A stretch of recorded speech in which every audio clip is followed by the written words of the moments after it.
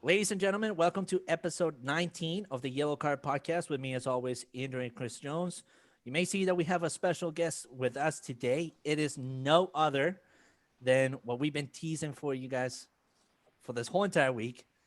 No other than the latest signing by New England Revolution, AJ DeLaGarza. AJ, welcome aboard with us. Thank you so much for coming on. Yeah, thank you guys for the welcome and excited to share whatever I can. Absolutely. No, absolutely. And, of course, welcome to New England. I'm sure the change of scenery is always either fun or depending on how you want to see it. I'm Um, excited.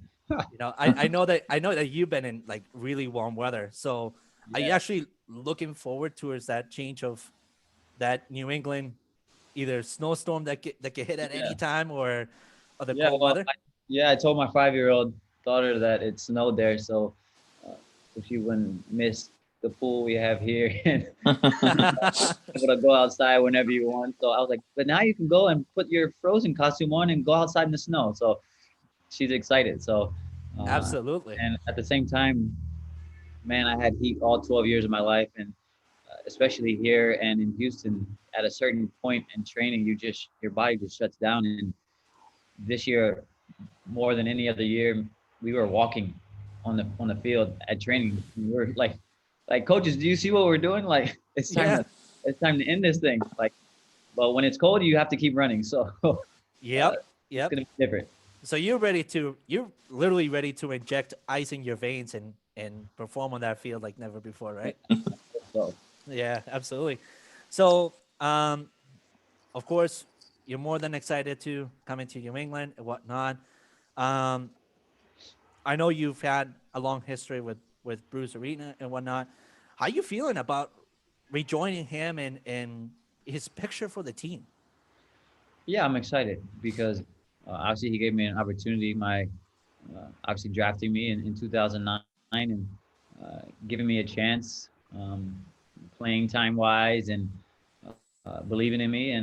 I think I've helped pay that back a little bit. But so now I want to do that again because again he's trusting in me and what I can do as a veteran and trying to be a locker room presence and a guy that's going to compete on the field. Yeah, no, absolutely. And Um, I can tell you by experience here, the excitement to have you here in New England is gigantic. We've been wanting to start building here in New England a high caliber team, and I think we're doing that. Obviously, everything takes time, Yeah. but now having you on board, it just takes it into that much Yeah. of a higher step. So, speaking of New England, though, and the revolution, what was the biggest factor that drew you into coming to the New England Reps.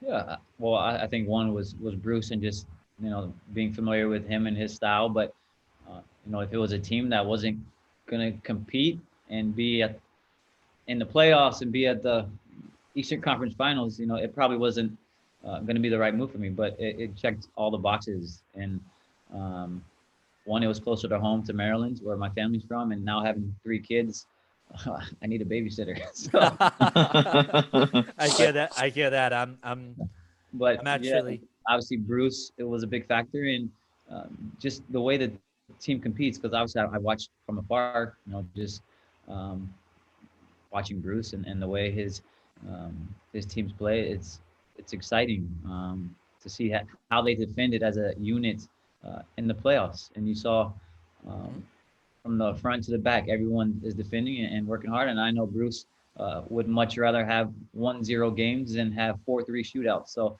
Right. as a defender, though, that's the kind of things that I like to see and um, hopefully make my job easier as a defender when everybody can uh, all be on the same page. Absolutely. And so I have one last question before I turn it over to Andrew. But the one that I'm most intrigued about is, I mean, your experience is lengthy. I mean, you literally have an amazing resume into your career. So with the amount of youth that there is in this current Revolution team, what is that one thing that you're most looking forward to bringing into this locker room? Yeah, just somebody who's won in the league. One is big. Just have someone there who's done it for those young guys and knows what it takes each and every day. Some young kids come in and think you're going to win this league in the first few weeks, and they come out here and they are doing a lot, doing way maybe sometimes way too much. But that's a good Right. sign. But also, um, some kids are coming off college and they have to realize how long this season is, and Hmm. I can be someone that can be a voice to them and help them. And there's a lot of young players on the team who have a lot of quality and have a bright future with the Canadian national team, the United States national team. Is I think three guys right now are with those two teams. So Hmm. just how can I help them and guide them along and um, compete with them and against them? Because at the end of the day, if we're all competing against one another, we're all become better players and ultimately a better team. Absolutely. Absolutely. So now I'll turn it over to Andrew. Thank you so much for that. Thank you, Diego. Yeah, I just want to echo again, AJ, welcome to New England, and thanks so much for joining us. And I like what you said in your last answer because I want to get into a little bit your own personal style of play and how you personally express yourself on the field. So I read that when you were younger, one player that you looked at to sort of base your game after was Carlos Puyol from Barcelona, um, who of course is a player who was utilized all across the back line at Barcelona. And you yourself have also played left back, center back, and right back in the MLS. Um, do you think there's a particular aspect to your game that sort of gives you that positional flexibility? Uh, I think just being able to read the game. I've always been obviously a smaller guy, so playing against maybe faster, stronger, taller players, you have to be able to read the game and kind of understand situations. And uh, when I was with Bruce for 8 years, and I literally played all four back line positions. So, um, and sometimes it was tough because he would tell you 2 days before the game, you're going to play left back, and you're like, whoa, I never played left back. So, uh, just being able to adapt, I think, helped me, and I think it honestly helped my career. Just being so versatile. You see this year, and I only got to play in 6 games this year, but I played in four different positions in 6 games. So, I think I can help in a lot of ways, and hopefully I can bring that to New England. Yeah, and I think, like you said, that's certainly reflected in the pedigree that you're bringing to the Revolution team. I mean, you've won 2 national championships with Maryland in college, 3 MLS Cups with LA. Um, you brought this up earlier, but it's something that really stands out to me about the Revolution roster is the young talent we have in defense right now. Guys like Henry Kessler, Tajon Buchanan, and Dewan Jones are all in their early 20s, and they all started every single playoff game in the Revs run this past season. So do you think that the fact that you've not just won in the MLS, but also when you're in college, do you think that helps with players who are they themselves sort of making that transition to the pro level? Yeah, I think it's first of all, it's always good to have um, winners on your team, and uh, you know, as athletes, we've all won in our lives, whether that be in college or guys coming from other countries. But MLS is just a different kind of beast, and um, coaching wise, playing wise. So just being able to help these guys come along, especially the young guys, is almost a duty. Because when I was a rookie and Bruce brought in, Tony Sane and Greg Berhalter and all the defenders, they helped us in um, being better pros on and off the field. So that's kind of my job now. And man, I looked at the roster just to check age the other day. I think I'm the oldest one, so it comes with a lot of responsibilities. Yeah, well, I'm glad you brought that up too, because I was going to say next that you yourself, you must know the importance of having veteran leadership because when you were breaking through with the Galaxy, you had some pretty incredible veteran teammates. I mean, the three names that stand out to me are David Beckham, Robbie Keane, and Landon Donovan. Obviously, three internationally established players with huge global followings. Yeah.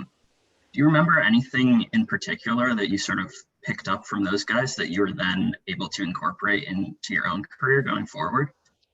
I think just the way they compete each and every day was, uh, phenomenal. And coming out of college, you don't see that uh, at that high of a level. And it's a big jump coming from college to pros, and those guys were there to kind of tell you and remind you, what it takes every day. And I think the one thing I learned most from a veteran guy was Ashley Cole, and he came to LA when he was like 34, 35 years old, and coming to the end of the career. But when we would do video sessions, he was sitting up in the seat, leaning forward, staring at the screen, like really studying uh, where he was playing, the players he was playing against. So just to have that focus and that preparation, I think ingrained that in my head that I have to do the same thing.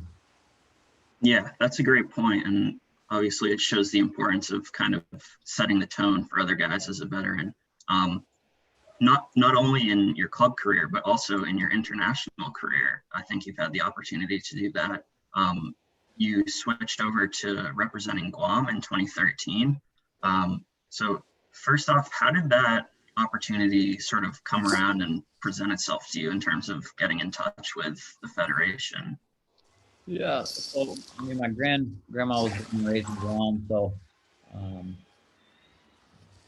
I started out with the U.S. I had 4 January camps,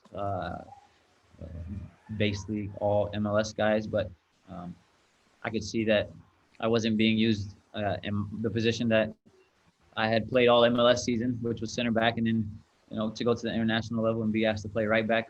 I've never played there before since before that, so it was new, and I just knew I was too far down the pecking order, and I wanted to be able to make a difference on the international stage, and being able to go to Guam and do that for my country, my grandma's country, and got to visit my grandma, a whole bunch of family over there. It was fun to do and get to travel, all over Asia. Was it an experience that I'll never have again because I retired from there? But I knew actually a guy from my area in Maryland who was on that team, and he'd be pushing me. He was pushing me for years to come join him, and I told him, hold off. I'm trying to, see where I stand with the U.S. And once I knew where I stood, it was easy switch. Yeah, and you certainly did make a difference. You played in, I believe, Guam's first 3 ever World Cup qualifying victories, particularly in the summer of 2015. You helped Guam reach their highest ever FIFA World Ranking of 146. So what was that like to be part of a not necessarily an established federation, but I'd imagine it was especially significant to kind of help lay the foundation for a federation like that. Yeah, that was the big thing about it for me was how can I influence the next generation and kids, and how can I kind of jumpstart the program. And before I was there, the guys that were there before me, they were telling me, they would go into games hoping not to lose by double digits. So for me, that just wasn't acceptable, and something I've never heard of in my entire career. I always, how can I win? How can I be a champion at the end of the day? So going in there and just having that mentality, I think a lot of guys started believing in themselves and the team. Obviously, we have coaches that came in as well and helped turn things around. But to have the young kids look up to somebody who was, at the time was playing at the Galaxy with, Donovan and King and Gerard and all those guys, just give them a role model that's someone that's like them and from the same place as them. Awesome, thanks. And now I'll turn it over to Chris for his questions. Gotcha. Yeah. So we've kind of gotten into of how you are as a player. Now we want our listeners to more so understand who the Revolution are getting as like a person. So my questions are a little bit more personal, but like your personal life and stuff like that. So like the first one I'm gonna do is, you mentioned it earlier. You're from Maryland, a small town Maryland, if I remember correctly. Very small. So growing up in such a small town, did you ever think that, as a kid you would be where you are right now, a 3-time MLS champion? Hold on 1 second. You hear this airplane? Yeah. Goodness. Sorry, can you say that one more time? That's fine. So, growing up in such a small town in Maryland as a kid, did you ever think that you would be where you are today, a 3-time MLS champion?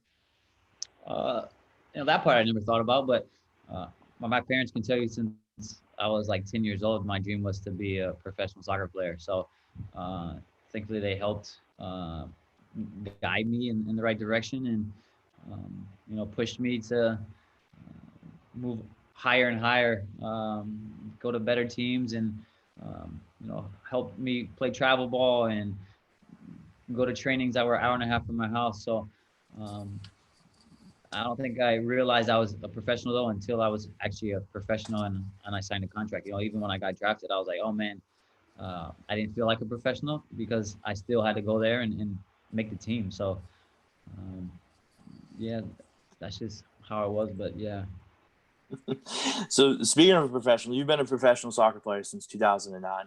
What has been your favorite moment of your professional career that you've taken part in so far? oh, man, I promise I'll only say this one time. It had to be the 2014 MLS Cup for a lot of reasons. Obviously, I had a son that passed away that year, and just um, to end the season in that kind of fashion and lift the trophy, I think it was probably the most special memory I have in my entire life, probably playing soccer. Yeah, I mean, obviously, the loss of a son is obviously something very hard to talk about and stuff like that.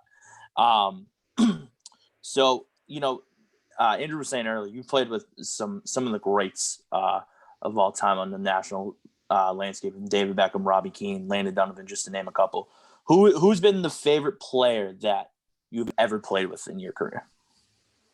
Favorite player I ever played with? Oh Like man, whether it was just it didn't have to be on the field, whether it was like hanging out outside, locker room, just somebody that was always good to be around. yeah. Man, I have a couple of really good friends still who were on my LA teams, and Omar Gonzalez and Hector Jimenez, where I talk to both of them pretty much daily. So I played with Omar for 10 years, so we have a lot of history and a lot of winning together. And um, Hector Jimenez, just signed with Austin, and I was the best man in his wedding. So uh, we only played together, I think, for 2 years, but you can just uh, someone that I have a lifelong friendship with. Just after 2 years is pretty crazy, and he named his son's middle name is Luca, and after my son, so we have a pretty cool connection. And my daughter's newest daughter, who's 1 month old, has the same name as Omar's daughter. So, obviously we have good relationships. Well, congratulations on the third, by the way. Thank you. Freshly a month old. Yeah. Outside of this, I do work in the child care field, so I understand the struggles that you must be going through with stuff like that. Yeah. But last question on my end. So, we've gone over, soccer. We've gone over, just your personal life in general. What has been like the best memory of your life so far that you can like recall? Man.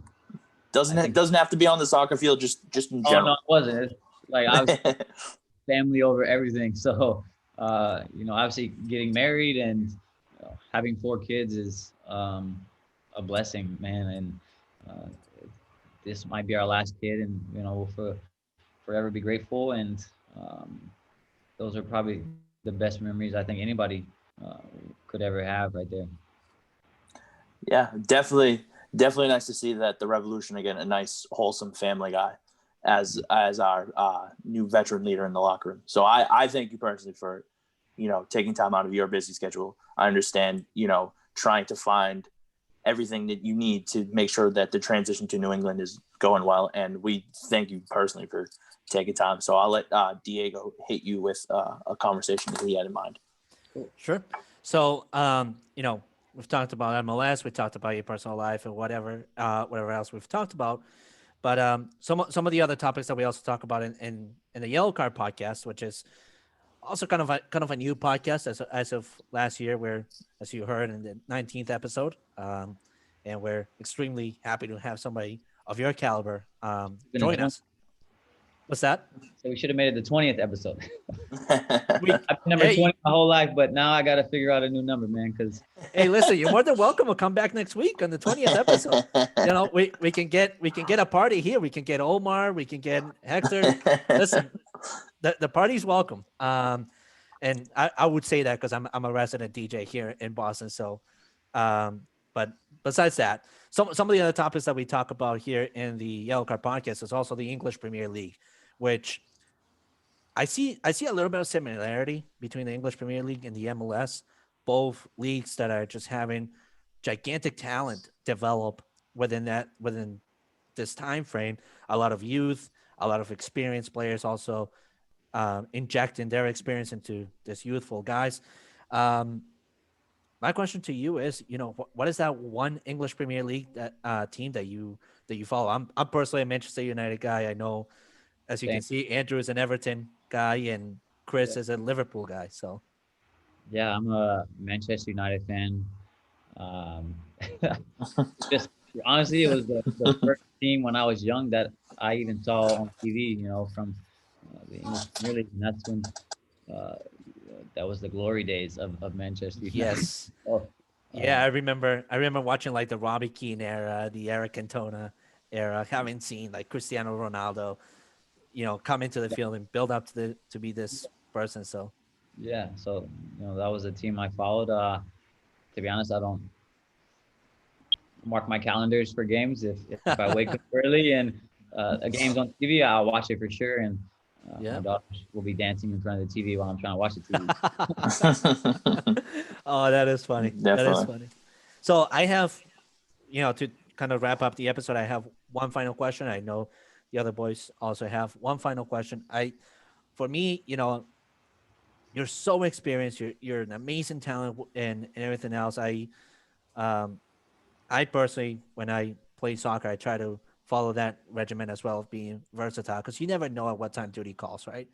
Um, but with the career that you've built and the legacy that you've formed, what is something that you're looking to leave in the game, like a legacy that you're looking to leave in the game? As you mentioned that you're starting to think towards the end of this current career that you're in. So number one, what would that legacy be that you're looking to leave behind in the game? And number two, what is something that you're looking forward towards the future, whether it's, of course, being full-time dad more than where you currently are, or any other career plans that you may have in mind? Yeah. Oh man. So the first question, um, I just want to be remembered, to be honest, as a winner and somebody who gave everything every single game until the end of the game and never given up because I had to fight a lot of my career from critics saying I was too small or couldn't play center back in this league and then I couldn't play right back. So um, you know I just want to be known as a fighter and a winner. And the second part of that was so I told Bruce before I signed, I told him I have at least 2 really good years left in my legs. I felt really good this year. Maybe it's because I wasn't utilized very often, but I felt fresh and honestly I felt young. And then Well, you look young. You look younger than me or Chris or Andrew. I'll tell you Yeah. that. just when I cut my beard off, I look like a little baby again. So daughters were like, "No, we don't like that." So, um, I told them I don't really know for sure what I want to do. I know my wife wants me to be stable after I'm done playing. That way, I can be around the girls growing up and not having to move every other year like we have just now. So, if I can be stable and have some job security somewhere. That's what I would like to do. Of course, I would like to help the youth. So maybe working in the academy, even at the Revolution, would be a dream come true. And again, just helping that next generation because I have so much experience, like you said. You make it sound like I'm old when you say that, though. But Well, if listen. I can pass that on, man, that would be a big blessing and something that I would love to do. Yeah, no, absolutely. And I mean, not to make you feel old, but the experience in itself, like it's amazing how much you have accomplished in what many would consider like such a little time. Like it really is just amazing. So that's it for me. I know Andrew has a couple more questions, and so does Chris. But I definitely am very grateful for having you on today's episode. Thank you. Appreciate it. Yeah, so off the field too, AJ, you've already used your platform to do a lot of good. Back in 2014, you were named MLS Humanitarian of the Year for your work with the Luca Knows Heart Foundation, obviously in memory of your son, Luca. For anyone listening who wants to get involved but might not be familiar, what's the best way for us as Revolution supporters to help out and get behind what you're doing there? Yeah. Well, right now, we just have a clothing line kind of in honor of him to keep his name alive. We have nurses and those wearing our clothing lines, at the hospitals, and they have people coming up to them and say, "Oh, nice Luca gear." So, just people having a conversation about him still as if he was still here is, something my wife and I never want his name to be forgotten. And people can go to lucaknowsheart.com and order stuff, and hopefully soon I can get some Revs color schemes in there as well. But yeah, we right now just try to help other families that have been through the same thing. It's crazy the amount of messages I get from these families that have never heard of hypoplastic left heart syndrome, which was what my son had, and the first thing they read about when they Google it is about Luca and our story. So um, just being able to help those parents and families is phenomenal, and hopefully I can continue to do that for the rest of my life. Yeah, for sure. Thank you. And we saw on the store that you had Miami and LA gear, so we're excited for the debut of the New England stuff. We'll definitely be picking that up. And get something out there. Yeah. So last thing from us personally on the show is usually when we have guests on, we like to have them just drop their socials so we know where like to follow them and stuff like that. Especially for you, just something where we can follow you throughout the course of the season. What do you got for social media handles? We know you got Twitter, you got like Instagram or anything like that people can follow, just kind of to understand who you are in a sense. Both of my Twitter and Instagram accounts are at AJD_20. Okay, Perfect.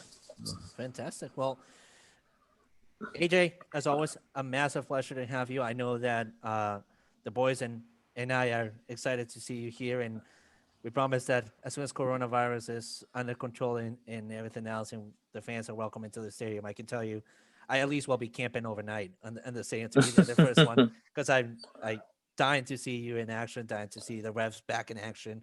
I've met the likes of Gustavo Bo and those guys, and so I'm excited to see you being incorporated into the family that the Revolution are. And again, just welcome, and anything that we can be of help with to make you stay here in the New England area, we're always around. Thank you guys. Appreciate it. All right. Well, thank you guys again. And for those of you listening, again, thank you so much for tuning in to episode 19 of the Yellow Card Podcast. Feel free to follow us at Podcast Card on Twitter.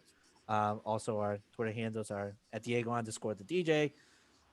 Andrew, what's your Twitter handle? Yeah, mine is AFASC573.